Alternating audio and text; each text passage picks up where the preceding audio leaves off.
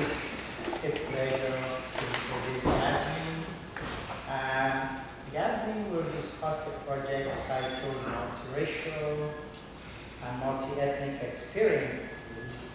What does art education need to know?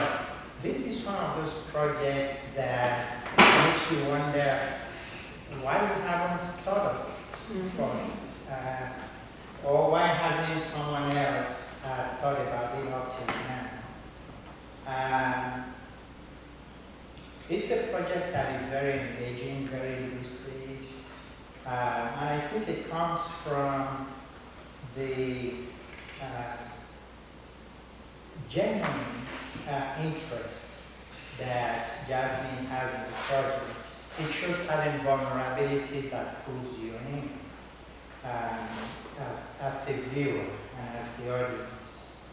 The project addresses the current gap in art education literature and practice on multiracial students and their experiences in the art classroom. Of all that has been written and discussed, especially in art education conferences over time, on pluralism, pluralistic approaches to art education. Multiracial and multi-ethnic concerns have been widely neglected.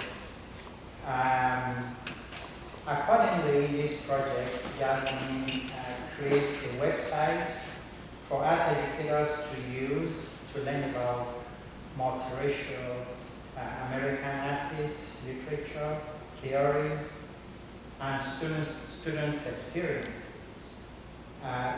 Using historical research methods, Jasmine wrote short biographies for 3 multiracial American artists from different time periods, just to establish that this is a long-standing neglect.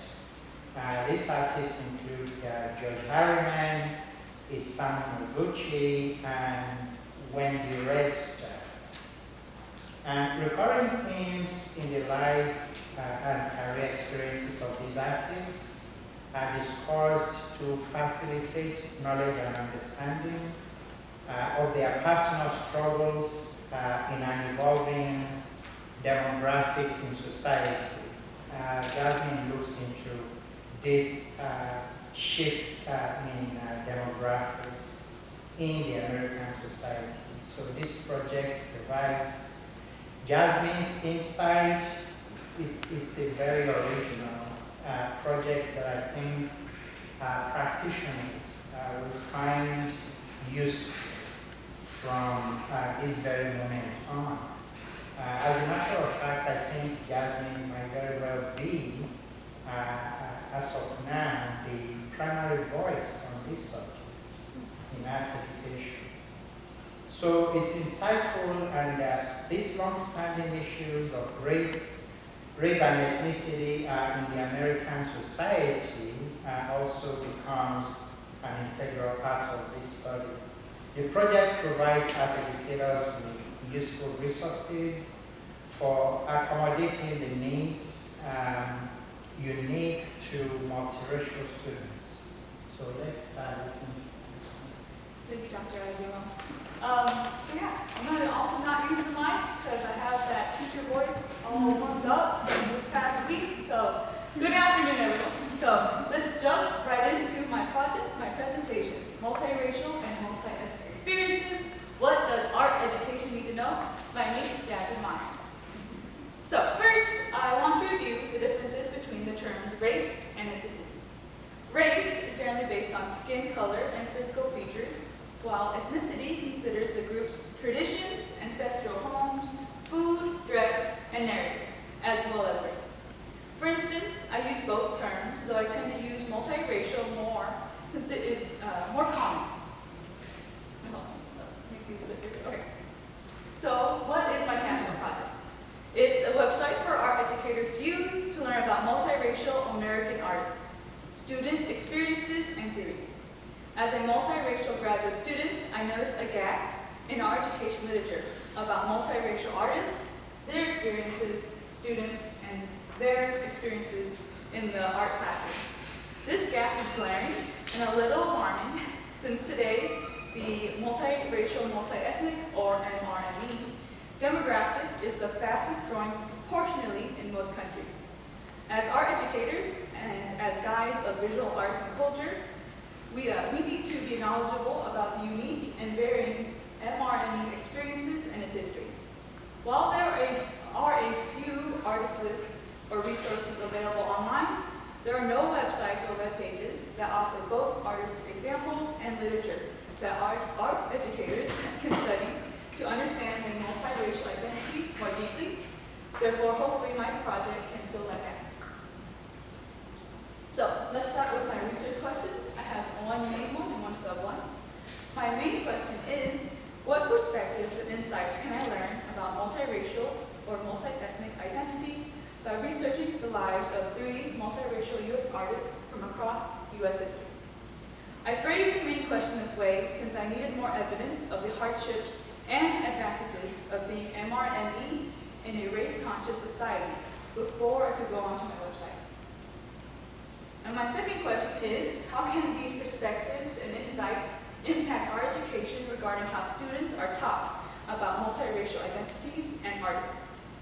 Since I will be an art teacher soon, hopefully, I wanted to know how I could teach more effectively to MRME students.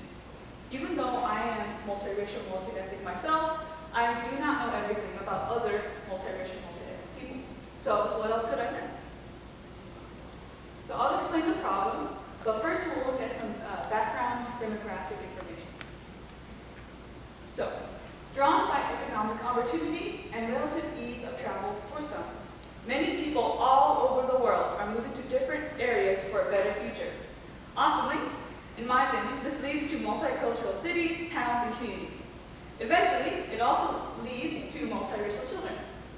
Recently, censuses and demographers have seen populations shift, mix, and grow. The U.S. has seen the MRME population grow from 9 million to 33.8 million individuals in 10 years, with 34% of Hispanic Americans identifying as multiracial, while England has seen its population double. In Japan, 1 out of 49 babies are MRME, while Mexico and South America has had a long history of mixed populations. Furthermore, by 2045, it is projected that white people will be the minority, with the younger generations becoming the minority sooner. Or in other words, most schools today have more minority students, including MRME students, than monoracial white students. This shift is due to immigration from different countries, as well as natural population growth. Moreover, MRME individuals experience both challenges and benefits due to their mixed identity. Some MRME children and people feel ashamed for not meeting racial expectations or feel like an imposter when claiming one or all of their racial identities. Also, being MRME sometimes means being alone in a racial category or box, something that comes up a lot when filling out forms, celebrating holidays, or reading about celebrities. As a perpetually tan Korean American, Mexican American with only English language ability and scant cultural knowledge of either of her family's cultures, I was, and sometimes still am, not wholly comfortable describing my MRME identity.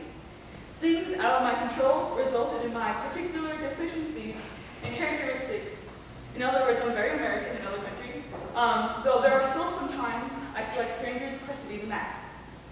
On the other hand, MRME people tend to have a broader perspective of race, ethnicity, and culture, as well as potentially more resources or a wider network than monoracial people, since they have 2 or more cultures from which to draw.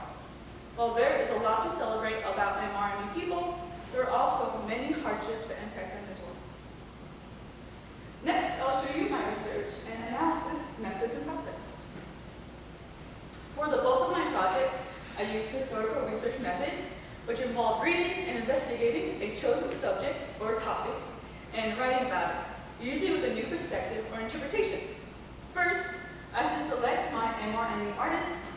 After a laborious search, the 3 above were selected: George Harriman, a newspaper comic artist; Isamu Noguchi, a sculptor, and Wendy Redstar, a mixed media artist. They collectively span American history, have different mixed heritages, and possess notable portfolios and/or lives. After selecting the artists, I read books, articles, websites, and interviews about each artist in order to be able to write condensed biographies for each that intentionally included MRME information and perspectives. Next, using thematic analysis, I coded the biographies and then organized the codes into themes. This process included highlighting recurrent ideas, words, or topics, and organizing them into loose themes before making the themes more concise. The final step of the analysis was to write up a report of the themes, explaining their meaning and extraction from the text. As you might infer, I had a lot of things to explain in my report. Next is my literature review describing the previous research that impacted my project. So my literature review starts in the early 1900s with Stonequist and Goldberg. Stonequist provided us with the concept of the marginal man, someone who is biracial or bicultural in a hierarchical and racist society. They are not accepted into neither race or culture of their parents, and thus they exist in the margin of society and suffer negative psychological effects. Years later, though, we have Goldberg, who argues that multiracial or multicultural people avoid these effects by forming a marginal culture. In his paper, he talked about Jewish Americans, for instance. Within that culture, everything is normal and mainstream. And then there's a gap in research until the civil rights movement takes place. The American ideals of freedom and equality did not match the realities of Native and other minority Americans at the time. With leadership and organization, however, minority Americans were able to win equal rights and representation. Because of this, colleges and universities adopted Black, Latino, Latina, and other minority studies, and eventually, public education tried out multiculturalism, heroes and holidays. While the theory was very strong, the practice of multiculturalism in public schools initially missed the mark. Minority cultures were being taught about unauthentically and from an outsider's perspective. More recently, with multiculturalism too, it has become more critical and intentional. Non-Western perspectives are included and taught, biases are recognized, and more counter-narratives are available to contrast hegemonic histories. However, multiracial people are not mostly included in these waves of multiculturalism until fairly recently. Today, many social sciences like psychology are aware of the significance of MRME identity in a mono-racist society. So next is my theoretical framework. Throughout the project, I was influenced by my Slayer framework, which is critical multiracial theory, or multi-crit, by Jessica Harris. It stems from critical race theory, but is specifically designed to describe how MRME students exist in a monoracial, and in the US's case, white society. So I have a couple of tenets circled up there. The ones that I focus on the most throughout my project, and mostly with my project and through my project. Sorry, where's that word? Anyway. By writing the biographies, I challenge the idea of MRME history. I challenge the idea that MRME history doesn't exist, or reference the challenge to the historicism tenet. Secondly, I wrote the biographies of the selected MRME artists without shying away from their mixed identity or the unique circumstances it causes, thus referring to the experiential knowledge, challenge to dominant ideology, and racism, monoracism, and colorism tenets. MRME lives and the world they live in can be complicated and filled with a lot of opposition. Lastly, I focus on how the selected artists' racial or ethnic heritages would intersect with each other in my biographies and report, referencing the last civil tenet. And now finally, here's my project, my capstone website. Using Google Sites, I made and published my website called Multiracial Identity in the Art Classroom. I'll stay on the slides for now, but I might open my website if we have extra time. So this is the first page, called the Project Infos page.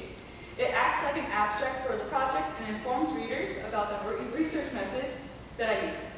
I also included photos to A, show my multiracial identity, and to B, make my website more personal and warm. Because who doesn't love baby pictures? I really don't know which one I am though, so that's fine. So next is the insights page. Here is where the final report or answers to my research questions live, but I also decided it was necessary to offer the most important insights as summarized, readable paragraphs too. Those little buttons up there. My main three themes are multiracial heritage, components and effects, multi-crit, and artist needs and practices. Multiracial heritage, components and effects describes the MRME identity and how an MRME student feels when confronted with monoracist, racist, or colorist actions of others. Racial purity and conflict and identification with parents are two sub-themes up there that I think give a good overview of the MRME experience, since it partially explains the complicated process of building racial pride for one's mixed identity. However, that process can become difficult if others don't recognize one's racial membership, or if an absent or difficult parent makes connecting with one's race or ethnicity difficult. Next is multi-crit. This section explains how the selected artists and MRME people in general experience racism, monoracism, and colorism. While some people might think that overt racism is long gone, and most urban cities are fixable with transracial unions, in reality, MRME people usually see more racist, monoracist, or colorist behavior than their monoracial peers.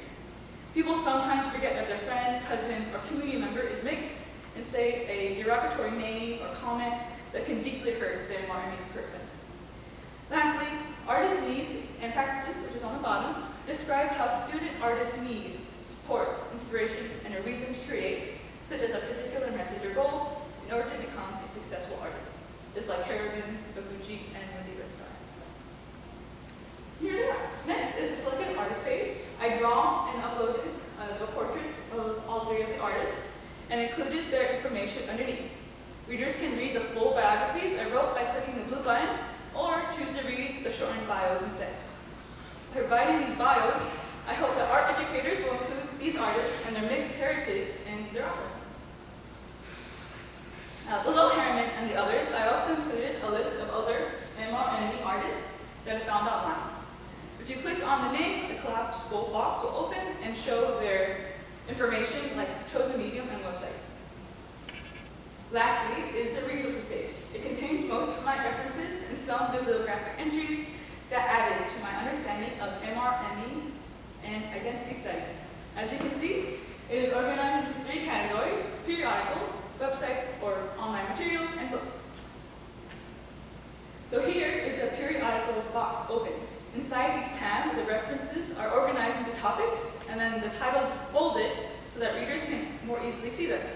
Most, if not all, references are linked so that readers can easily download or save the specific material. I added the resources page because I want art educators and those interested to learn more than just who some multiracial artists are, and want them to understand why including them is so important. So next I'll end with my two last sections. Here's future research. The following quote spurred on my research and puts to words what I think future researchers could focus on. So, I am complete, and I embody layers of identities that belong together. I am made of layers, not fractions. It's colonization that seeks to break us into pieces. Kim Katrine, Cody Yumi Tomshaw. Both are multiracial artists. Kim Katrine usually is a presenter though. Currently, the topics of race and identity are polarizing. Dividing lines are drawn all over the place when it comes to racial groups in the US, with students and people believing the oddest things about each other. However, I believe becoming more knowledgeable about racial identity would lead to becoming more comfortable with racial ambiguity and flexible racial categories. Becoming more comfortable with ambiguity could perhaps lead to less strife from multiracial, multiethnic people, and perhaps collaboration between historically oppositional groups. Furthermore, studies on the effects of having a positive racial identity and role models should be conducted to see if there is a positive correlation between the two for MRME people. I believe there is. Additionally, researchers should investigate when MRME people stop thinking of themselves as mixed. This question, in my opinion, describes the white American experience and the possible challenges it presents for white people to form a racial identity, though of course many do. So now on to a quick reflection of this whole capstone project. I learned that historical research requires a lot. Reading about the artists and knowing when to stop reading really slowed me down for a couple of months. However, I realized it can be incredibly rewarding to shine a light on people's lives in a new way in order to help people today, and that studying the past can reveal a clearer path for the future. Moreover, I learned so much about racial and ethnic identity, it feels like I'll never run out of material to read. With the current situation in Texas and in other states, I believe discussing racial identity and MRME identity needs to be fought for and protected so that students are able to learn and grow while attending public school, before going out into the adult world where all the virtues and vices are roaming freely. When I have time again, I hope to continue studying MRME experiences and identity formation so that I can continue on my own journey, as well as help my future MRME students.